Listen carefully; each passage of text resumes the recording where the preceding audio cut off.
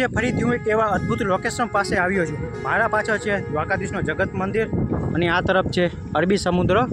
હવે અરબી સમુદ્રની બાજુમાં હજારો વર્ષોથી ઘણા બધા વાવાઝોડા આવ્યા, જોરદાર વરસાદ આવ્યા, પણ અહીંયા એક મંદિર છે જૂનવાણી, તેનું પથ્થર પણ નથી હલ્યું।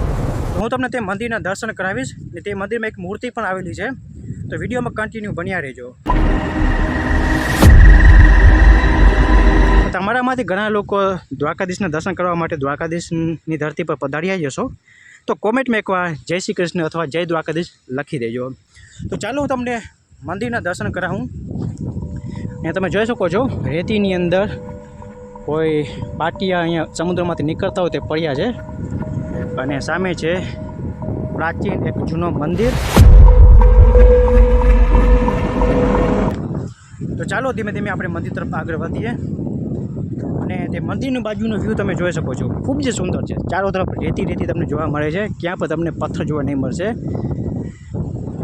પહેલાં તો તમને મંદિરના દર્શન કરાવી દઉં, તેના બાદ હું તમને દરિયો ત્યાંનો વ્યૂ બતાવીશ।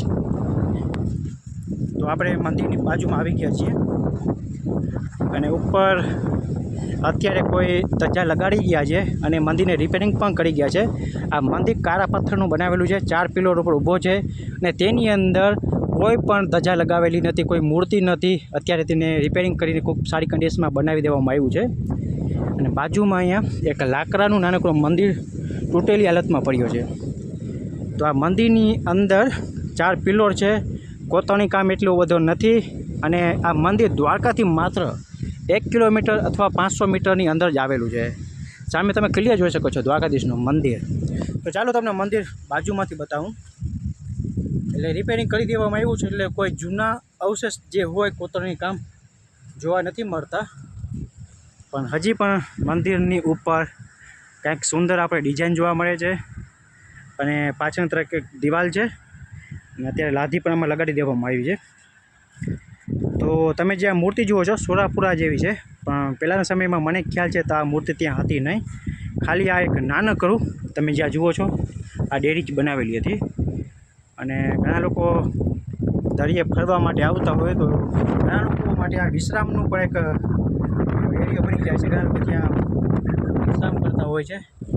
અને આ એરિયો તો ભાઈ શું વાત કરીએ, એટલો સુંદર છે કે મજા જ આવી આગળ। અને સામેની તરફ ઘણા બધા સાંટિયા જે રેતીમાં ફરી રહ્યા છે। જો તમે આ મંદિરની મુલાકાત લેવા માંગો છો તો તમે દ્વારકાધીશનું મંદિર પહેલાં સર્ચ કરી લેજો। દ્વારકાધીશના મંદિર તરફથી તમે જે પચકુઈ હોય છે ત્યાં બાજુ તમે આમ સર્ચ કરતા આવશો, તમને દૂર દૂર ડેરી દેખાશે। લોકેશન મેં એડ કરી દીધું છે, તમે આ મંદિરની મુલાકાત લઈ શકો છો। ખૂબ જ સુંદર એરિયો છે, તો એકવાર જરૂર મુલાકાત લેજો। અને હા, જો તમે ઓખામંડના છો, તમારા ગામડાની આસપાસ કોઈ પણ જૂના મંદિર જો જૂના કૂવા આવેલા હોય તો કોમેન્ટ કરજો, આપણે તેનો વિડીયો બનાવીશું અને આખા ગુજરાતને બતાવવાની કોશિશ કરીશું। તો પ્લીઝ દ્વારકાધીશનું નામ લઈને વિડીયોને લાઇક કરી દેજો, થઈ શકે તો ફોલો કરી લેજો।